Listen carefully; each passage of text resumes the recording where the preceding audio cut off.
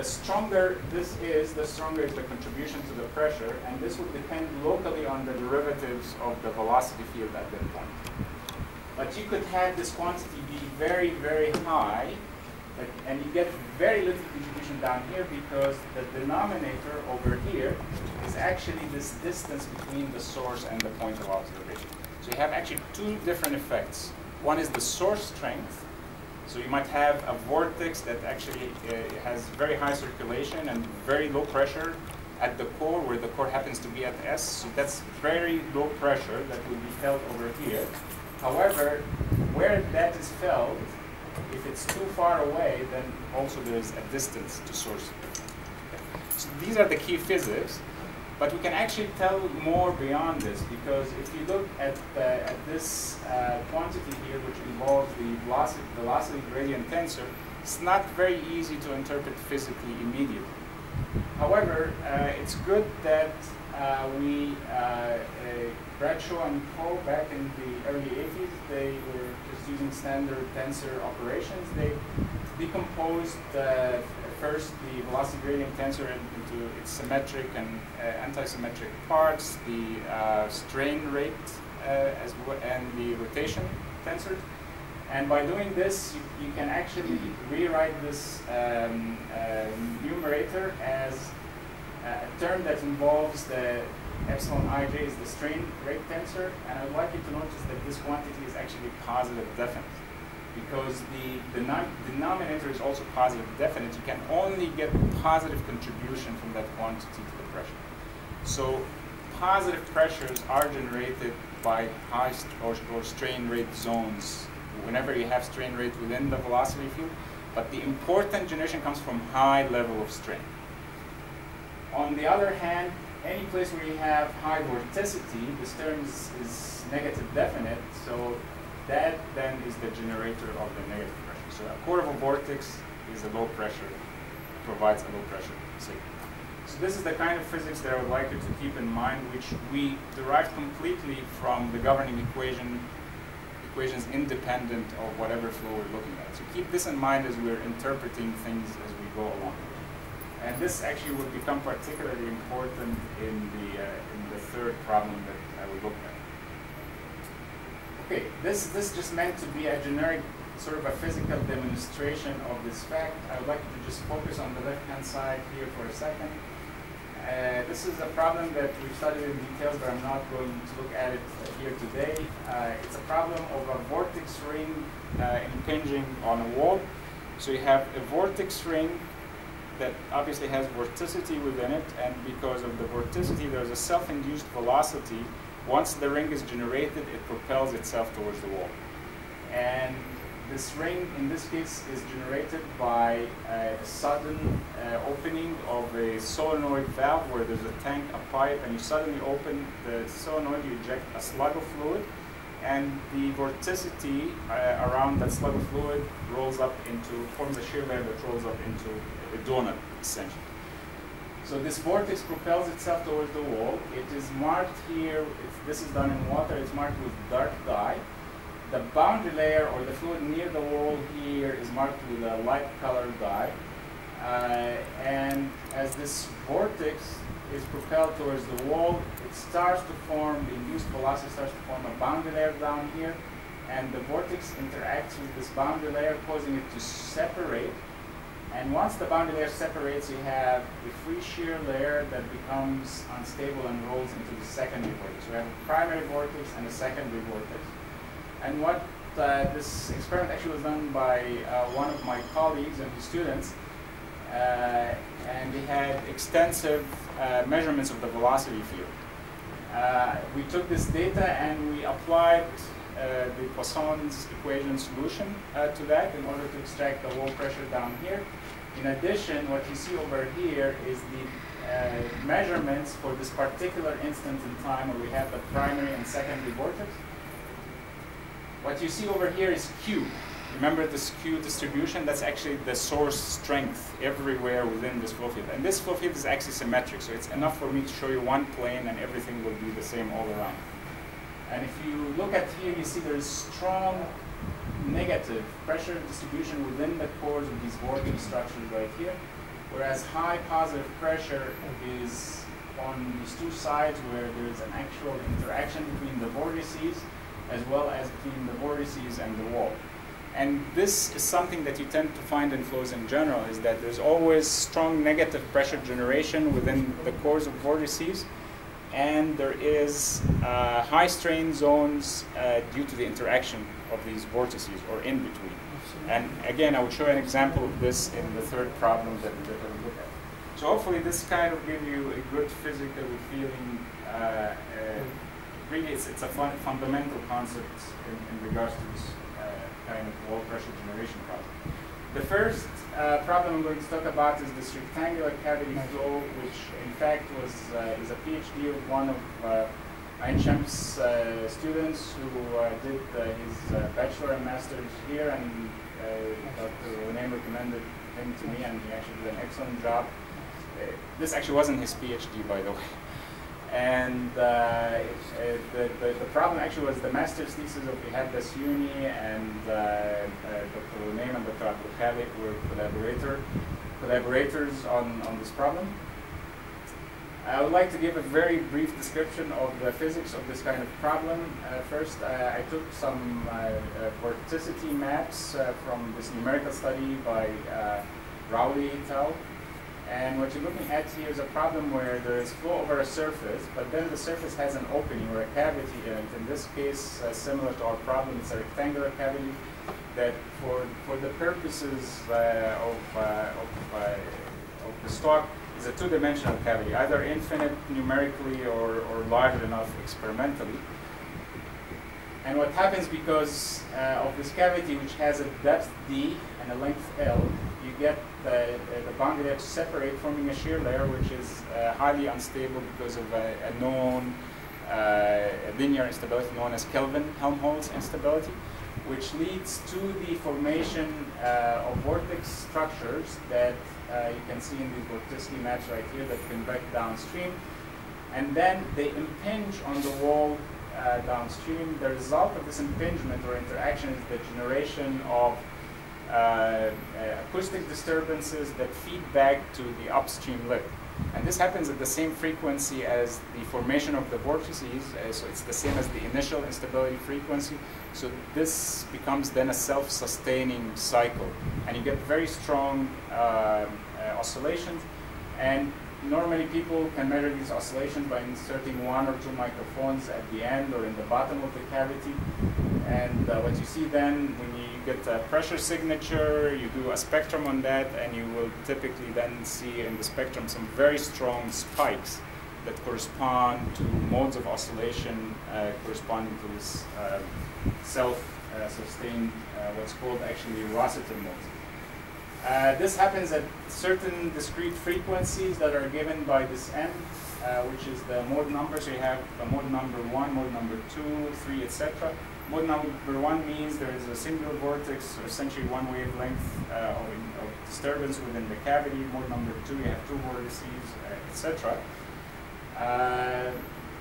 And as I would like to emphasize here, most studies have employed experimentally single point measurements to identify these Rossiter resonances. And generally speaking, at low Mach number, for airflows, you do not detect these kind of oscillations experimentally. So the Mach number needs to be high enough in order to actually for these kind of oscillations to be sufficiently strong. Now, what we decided to do is to actually do the first experimental study that involved an extensive microphone array on the bottom of the cavity here on the center line along the span.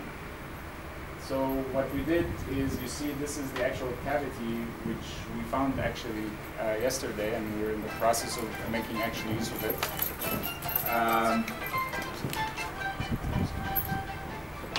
And the cavity in this case is mounted in a wind tunnel at MSU on the side of the wind tunnel. And you can see actually there are 16 microphones in the bottom of the tunnel here. This is the width of the cavity, that view. The depth is down to here, and the flow is in this direction. First, what I will show you next is the frequency spectrum from each of these microphones, starting from near the upstream lip of the cavity towards the downstream lip of the cavity. I'm showing, I believe, every other microphone over here, and this is the spectrum of each signal versus plotted here versus frequency, which is the kind of thing that you might look at traditionally. So what you see here in the spectrum is that you might see these well-defined peaks at the high frequency end, but in reality these peaks are actually, there are a couple of things. First, they are actually a lot smaller than the peaks or the level of the spectrum down here. So we actually have, in fact, very little contribution to the overall fluctuations in that particular signal. Number two, we identify these frequencies to correspond to resonances between the bottom of the cavity and the top of the test section. So these are not the actual Rossiter modes. And when you look at the spectrum, there is really no strong spikes in it. So the immediate conclusion is that you don't have Rossiter resonance in this particular cavity, which in many cases in measurements in wind tunnels at low Mach number is what people have identified prior to the study. However, if you now start to capitalize on the fact that you actually have space-time information, you have a full array, you have the ability of not only looking at how the fluctuations are distributed among different frequencies, you actually have the ability of also seeing how the fluctuations are distributed among these wave numbers as well. In this case, the only wave number we can resolve is in the streamwise direction. So now we will plot these kind of pressure fluctuations content, not just versus frequency, but versus wave number, which means we have a two-dimensional plot, which is shown in this case as a color contour map. So here's the frequency like before, normalized by cavity length and free stream velocity. And this is kx is the wave number. As I said, you can think of this as inverse wavelength divided by, multiplied by the cavity length. And the actual color levels give the wave number frequency spectrum magnitude. In this case, it's normalized by the highest value, which is this one here. Now, if we go briefly over here, so the only peak maybe we identify, but it's kind of a not very strong peak, is this one right here. There's nothing else really in the spectrum that looks like is a candidate for maybe being a Rossiter resonant. When we go to this plot here, one of the unique things about this kx or frequency wave number spectrum is anywhere in this plot, if I draw a line from the point to the origin, the slope of this line actually gives me the convection velocity of that disturbance. If it happens, if the point is in the right half plane, then this corresponds to a disturbance that moves in the downstream direction. If it's in the negative half plane, then it corresponds to one that actually propagates in the backwards direction.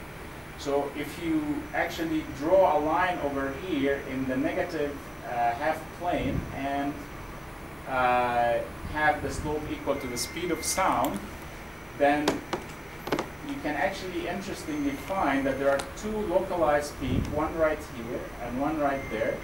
And in fact, not only do we have two peaks which now we know that correspond to a sound wave that is propagating upstream, there is actually an accompanying peak that is moving forward, downstream, that is actually at a speed, convection speed, that is a fraction of the free stream velocity when we actually calculate these speeds. So in effect, this particular plot identifies exactly the subcomponents of a Rossiter oscillation. We have a disturbance that travels downstream at the speed less than the free stream velocity, and a corresponding disturbance at the same frequency that actually feeds back acoustically. So we have convincing evidence that, in fact, we have two Rossiter resonance modes, and in fact, the first one occurs at the wavelength corresponding to one wave, one full length of cavity, and the second one corresponds to two or a wavelengths that is actually half the cavity length. So you can see how powerful you can actually extract this kind of information utilizing an array rather than actually utilizing these single point measurements that have been used previously. Now, in addition to this, having the spatial information, we can look at mode shapes. So this is what we identified as rossiter mode 1 and rossiter mode 2. I'm not going to go into the details in extracting these shapes, but we used some kind of a conditional analysis in this particular case, and these are actually a couple of videos just to give you a visual sense over one oscillation cycle of each of these modes. The videos keep repeating how these modes, the kind of pressure. So this is pressure distribution versus the cavity length. So you can get a sense of how the first mode here, its pressure signature along the cavity and how it varies with time. You can see the one over on this side is the second mode, and you can clearly see the development of a convective feature that actually travels downstream, particularly in the second mode. So this was basically the key findings of that particular study. The next study that I will discuss is PhD of Laura Hooley, who graduated back in 2005, where we looked at an axisymmetric backward-facing step flow in collaboration with scientists from NASA Langley. The actual model is an axisymmetric model, and there's actually a very good reason that we wanted to look at the axisymmetric model. The literature is full with many studies of this backstep flow, but in a rectangular geometry. Rectangular geometry has a problem experimentally, is that no matter what you do, you will always have some three-dimensional effects in it, because the sidewall effects, you can make this very wide, but you still end up with three-dimensional effects within this flow. So the axisymmetric geometry has the advantage where you can actually establish the uniform mean flow around the azimuthal direction. In this case, the flow is from left to right. And I believe that this length upstream of the step here, which is a 12.5 millimeter step, is about a meter, a little over a meter. There's a unique actually part about this model, but I'm not going to discuss results from that today. It actually has a rotating section. So there's a motor back there with an embedded belt and a shaft that actually runs in the core that has a sheath to protect it from all the instrumentations and wiring, etc., that runs the section. And what that section allows us to do, if we rotate this section, that not only you have an axisymmetric boundary layer, but you have an axisymmetric boundary layer that has an azimuthal velocity imposed on it from the rotation of the wall, which would be a canonical or a model problem that represents three-dimensional boundary layer separation. However, for what we're looking at today, we look at the two-dimensional in the sense of only two independent spatial variables, but axisymmetric configuration. If we look then downstream of the step, the boundary layer that we wanted to look at here is one where we promote its transition to turbulence by putting sandpaper near the nose. Downstream of the step, we have our microphone array in a plug. So there is a long plug that you can put into the model, and the top is flush with that circular surface. And what you're looking at here is the plug taken out, and we're looking at the back of it. And if you look at the back of the plug, we have in this case 32 microphones. Each one of these yellow circles corresponds to a socket output of a signal that comes from a microphone. Next to it is a pressure tab to capture the mean pressure, because microphones are not capable of measuring static frequencies. The microphones actually are quite nice, very inexpensive, and you can buy them with a sensing length that is quite small, 0.8 millimeters. And we space them, they're 2 millimeters in package, we space them at 4.8 millimeter spacing, which gives a good spatial resolution. This is a close-up. If you remove that printed circuit board back here, if you remove that, you can actually see the handiwork of Laura. Spent hours and hours on that, but essentially there is a bus for the ground for all sensors, a common bus that provides the excitation. The microphones are embedded in these holes. These are static pressure tabs, and the output of each microphone is fed to a socket, and you can see the holes, the pass-through holes that the static pressure tabs go through. We conducted these measurements at NASA Langley, where we ended up doing simultaneous measurements of the microphone arrays and PIV, particle image velocimetry, which allows us to capture whole field information of the velocity field above the microphones. So this way we can develop relations between the pressure and the flow field. You can see actually there are two lasers actually that are merged together over here, and the laser is routed using mirrors to the top. Then we have a mirror that's placed at the very end of the model to minimize disturbances and shoots the beams back this way. Somewhere along this length there is a diverging lens that ends up forming a sheet. So for those of you who do not know PIV technique, it's actually quite simple in principle. You seed the flow with particles that are microns in size. They have to be small enough in order for these particles to follow the flow faithfully. So you can actually claim that these particles that you see have the same exact velocity as the flow field. Now what you do is you have the lasers, and you have two lasers that pulse with very small time increment, and you take two images out of each one of these pulses. Then you use correlation techniques in order to figure out how much the particles displaced during this time. So that gives you the velocity over a whole plane in this case. And the technique has actually developed these days that you can actually do the same kind of measurements in time resolved mode, and you can actually extend it to even tomographic or 3 dimensions as well. But of course, everything has its own limitations, so we're not quite experimentally at the stage where we can claim like CFD that can get the full 3D time resolved information. So doing this kind of measurements simultaneously, so the sheet is right on top of the pressure array. You can actually see a schematic of the back step over here. The height is h, and the actual PIV measurements extends to about 8.5 step heights. The entire array extends a little bit further downstream from that. Again, I'm not going to talk about a lot of details from the study, just the key results.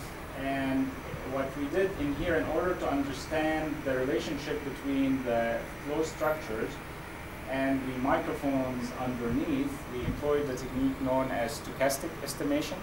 And in stochastic estimation, what we will do, I will show you in the next slide, we have time-resolved information from the pressure. The velocity field information is not time-resolved.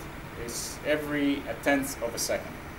What we wanted to do is to use this every 1/10 of a second velocity information and the pressure signature at the same exact time in order to develop correlations between the velocity field and the pressure. Then utilize these correlations in the framework of stochastic estimation, which I'll explain on the next slide, in order to estimate the time-resolved velocity field from the time-resolved pressure field. Okay? So how do we link the two?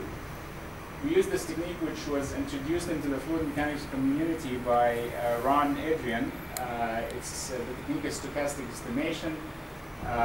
Years after its introduction, people have started to extend it to this multi-point application. It's linear by name, so the velocity that we estimate, and notice I will use in this case u is my streamwise velocity, and prime means fluctuating velocity.